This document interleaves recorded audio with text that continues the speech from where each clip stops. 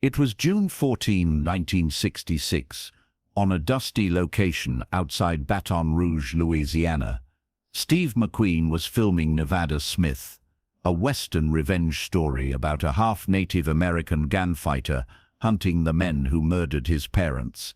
60 cast and crew members stood in a wide circle under the brutal Louisiana sun, watching an unlikely confrontation unfold. On one side stood Steve McQueen in full frontier costume, hand hovering near his Colt. On the other stood Jesse the Kid Morrison, a 72-year-old former cattle rustler who'd actually ridden with outlaws in the dying days of the Old West and had been in 3 real gunfights. Morrison had just challenged Steve to a quick draw competition to prove that Hollywood stars couldn't handle real Western skills. Everyone expected Steve to decline, to make excuses, to back down. Instead, Steve looked at the old outlaw and said 4 words that made the crew hold their breath. "Your draw, old-timer." What happened in the next 3 seconds became the most legendary quick-draw story ever told in Hollywood. This is not a story about movies or westerns or even about competition. This is about respecting those who lived the life you're portraying, understanding that some skills can't be faked, and proving that occasionally a movie star actually knows what he's doing. In 1966, Western films were still popular, but the genre was beginning to change. The classic Westerns of the 1940s and 50s, with their clear heroes and villains, were giving way to more complex moral stories. Nevada Smith was part of this evolution, a dark revenge tale that showed the frontier as brutal and unforgiving. Steve McQueen had been cast because he brought intensity and authenticity to roles. He wasn't a traditional Hollywood pretty boy. He was rough, real, dangerous, perfect for a character seeking vengeance in the Old West. Steve prepared for roles obsessively. For Nevada Smith, that meant learning to handle period firearms with genuine expertise. He'd hired a former exhibition shooter named Arvo Ojila, a legendary quick-draw artist who'd worked on countless Western films, to teach him authentic gunfighter techniques. Steve spent months practicing quick draws, hours every day, until the movement became instinctive. He insisted on using real period Colt revolvers, learning their weight and balance. This wasn't just for the camera. Steve wanted to actually know the skills his character would have possessed. It was about respect for the role and respect for the real West. The production had hired several consultants and extras who'd actually lived frontier life in its final days. Men born in the 1890s who remembered when cowboys and outlaws were real, not movie characters. Among them was Jesse Morrison, who'd earned the nickname the Kid in his youth despite now being over 70. Morrison had lived a hard life on the frontier. He'd worked cattle drives in Texas in the 1910s, had rustled cattle during Prohibition, had served time in territorial prison, and had been involved in 3 actual gunfights. 2 he'd walked away from, one where he'd been shot and nearly died. He was authentic in ways Hollywood could never fake. Morrison had been hired as a technical advisor for gunfighter scenes. The production valued his knowledge of how real outlaws moved, talked and fought. For the first 2 weeks, Morrison was professional and helped. He corrected historically inaccurate details, showed actors how to wear gun belts properly, explained frontier customs. The crew respected him as a living connection to the Old West they were portraying. But Morrison also had opinions about Hollywood Westerns, strong opinions. Specifically, he believed movie stars had made Westerns soft and unrealistic. Morrison would tell anyone who'd listen that real gunfighters could draw and fire in under half a second. That quick draw wasn't a Hollywood invention, but a genuine survival skill. That most actors couldn't actually handle real frontier weapons with any competence. These weren't quiet complaints. Morrison was loud, confident, and increasingly dismissive of the actors around him. The crew mostly ignored it. Old cowboys had strong opinions. That was part of their authenticity. But then Morrison made the mistake of directing his criticisms specifically at Steve McQueen. It started during a break between takes. Morrison was holding court with several crew members, talking about real gunfighters he'd known. "I seen men draw and fire in a quarter second," Morrison said, his weathered voice carrying across the set. "Real fast. Not this Hollywood nonsense where they cut the film and pretend. Real speed." One crew member mentioned that Steve had been training extensively with Arvo Ojala, one of the fastest quick-draw artists alive. Morrison snorted. "Movie stars. They learn to look fast for the camera. That ain't the same as being fast when your life depends on it. I guarantee McQueen couldn't outdraw any real gunfighter, even one my age." The comment reached Steve, as Morrison probably intended. Steve said nothing publicly, but continued his practice sessions with Ojala with increased intensity. He was already fast, genuinely fast. Ojala had said Steve was one of the best natural students he'd ever trained, but Steve wanted to be faster. If this old outlaw was questioning his skills, Steve would prove him wrong through competence, not arguments. Over the next few days, Morrison's comments became more pointed and more public. He'd watch Steve film gunfighter scenes and shake his head dismissively. "That's acting, not shooting," he'd mutter loud enough to be heard. "Real gunfighters move different. Faster, more sure." The crew was getting uncomfortable. Morrison was a respected elder, but he was also insulting their star. Nobody was sure how to handle it. On June 14th, during lunch break, Morrison finally made his challenge direct and public. Steve was eating with several crew members when Morrison approached, standing over the table with his arms crossed. "McQueen," Morrison said, his tone deliberately confrontational, "I've been watching you pretend to be a gunfighter for 2 weeks now. You're good at acting like you're fast, but I don't think you could outdraw a real shootist. Hell, I don't think you could outdraw me, and I'm 72 years old." The table went silent. Every person there knew this was a direct challenge, disrespectful, and public. Steve looked up at Morrison, his face showing no emotion. "That right?" Steve said quietly. "That's right. I'm saying movie stars have made westerns soft. You included. You want to wear that gun belt, you should at least know how to use it like a real man did. Not like some Hollywood pretender." The crew members at the table shifted uncomfortably. This had crossed a line. You didn't call Steve McQueen a pretender, but Morrison wasn't finished. "I'll tell you what. You and me. Quick draw competition. Real period revolvers. Unloaded for safety. But we'll see who's actually faster. You game, or you just an actor playing dress-up." Steve set down his sandwich slowly. He looked at Morrison for a long moment, evaluating. Then he stood up, his 6-foot frame unfolding to face the shorter, older man. "What are the terms?" Steve asked. Morrison grinned, thinking he'd rattled the star. "Simple. We both wear period gun belts. We face each other at 20 paces, traditional quick draw distance. When I say draw, we both go for our guns. First man to clear leather and point at the other man wins. Fair and simple, just like the real Old West. Guns unloaded," Steve confirmed. "Checked by the armorer. Completely safe. Just testing speed and skill. When? Right now, unless you need time to practice." Steve's slight smile finally appeared. "No practice needed. Let's do it." Word spread across the location in minutes.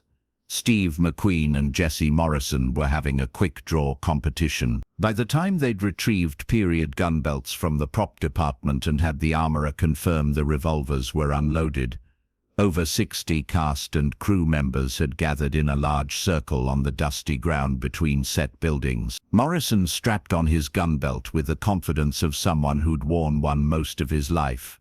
The gun sat naturally on his hip, the holster positioned perfectly.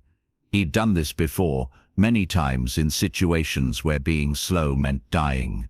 Steve strapped on his gun belt with equal comfort. The Colt .45 Peacemaker sat in a quick-draw holster, positioned exactly how Arvo Ojala had taught him. The months of practice had made the weight familiar, the position instinctive. They faced each other at 20 paces, the traditional quick-draw distance. The circle of onlookers maintained respectful space. Several crew members had stopwatches ready, wanting to time this historic moment. The director himself was watching, fascinated. Morrison settled into a slight crouch, his hand hovering near his gun grip. Decades of muscle memory took over. His body remembered this position from 60 years ago when quick draws weren't entertainment. They were survival. Steve mirrored the stance, body relaxed but coiled, hand positioned perfectly. His blue eyes focused absolutely on Morrison, blocking out everything else. The noise of the crew faded. The Louisiana heat disappeared. There was only the old outlaw and the draw. Morrison's confidence faltered slightly. The movie star standing across from him didn't look like an actor anymore. He looked like a gunfighter. The stance was perfect. The focus was absolute. Maybe this wouldn't be the easy demonstration Morrison had expected. "You ready, McQueen?" Morrison called out. "Ready?" Steve said quietly. "Your draw, old-timer." Morrison's eyes narrowed. He took a breath, settling himself. Then he shouted, "Draw," and went for his gun.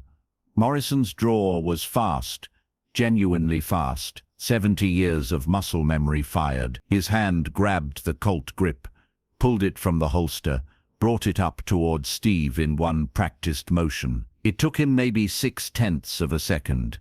Impressive for anyone, remarkable for a 72-year-old man. But Steve McQueen's draw took 4/10 of a second. The Colt Peacemaker seemed to materialize in Steve's hand. One moment his hand was hovering near the holster.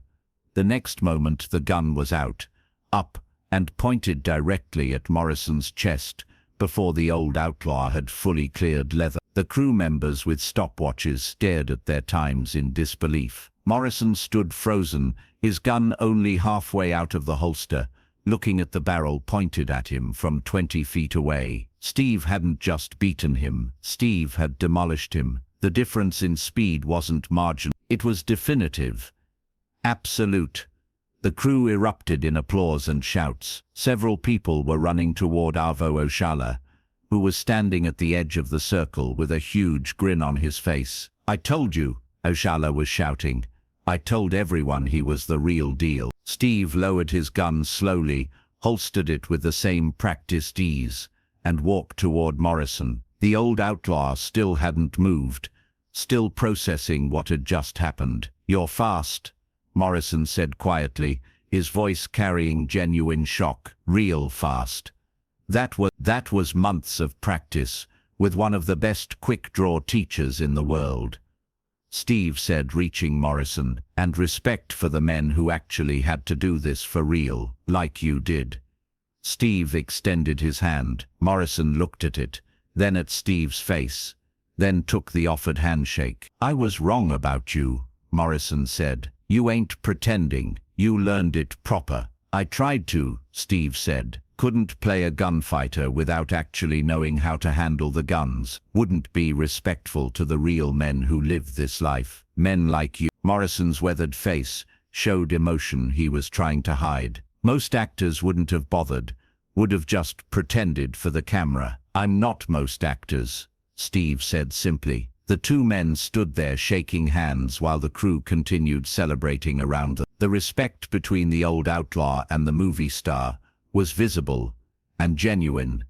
The story of Steve McQueen's quick-draw victory over Jesse Morrison spread through Hollywood within days. But the story that spread wasn't about humiliation or dominance. It was about a movie star who'd respected the Old West enough to actually learn its skills, about an old outlaw who'd challenged that respect and found it genuine, about the moment when Hollywood and history met on equal ground. Production continued on Nevada Smith, with a noticeable change in atmosphere. Morrison became Steve's biggest supporter, telling anyone who'd listened that McQueen was the real deal. that he'd earned his place wearing that gun belt. The other Old West consultants and extras treated Steve differently too, with the respect given to someone who'd proven they belonged. Years later, Steve was asked about the incident in an interview about Western films.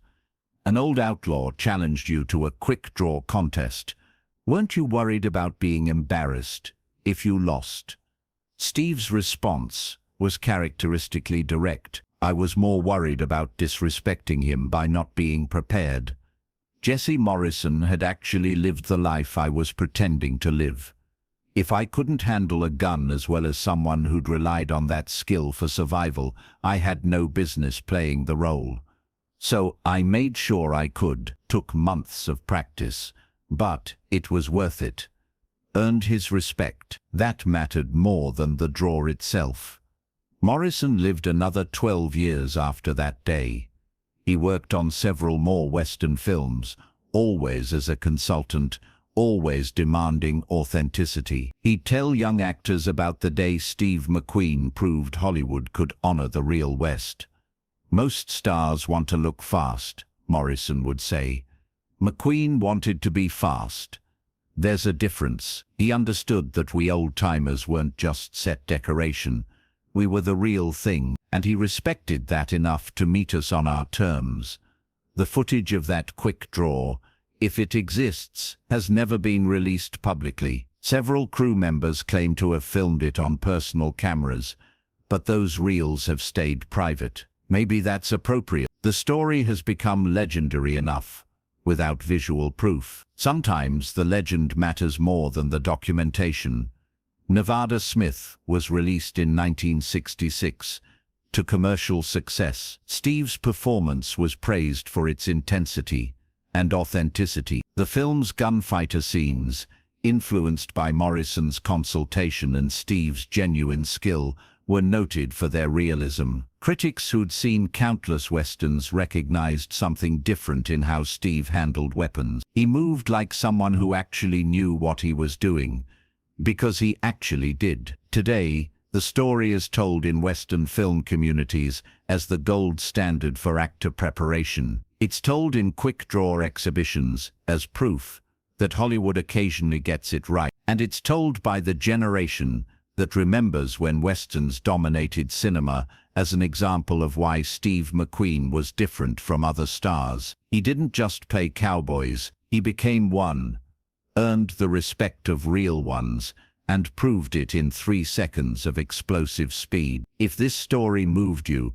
subscribe and share it with someone who remembers when Westerns meant something, when actors trained for months to do scenes right, and when earning the respect of those who lived the history mattered more than looking good for the camera. Have you ever seen someone prove their skill when everyone doubted them? Share your memory in the comments.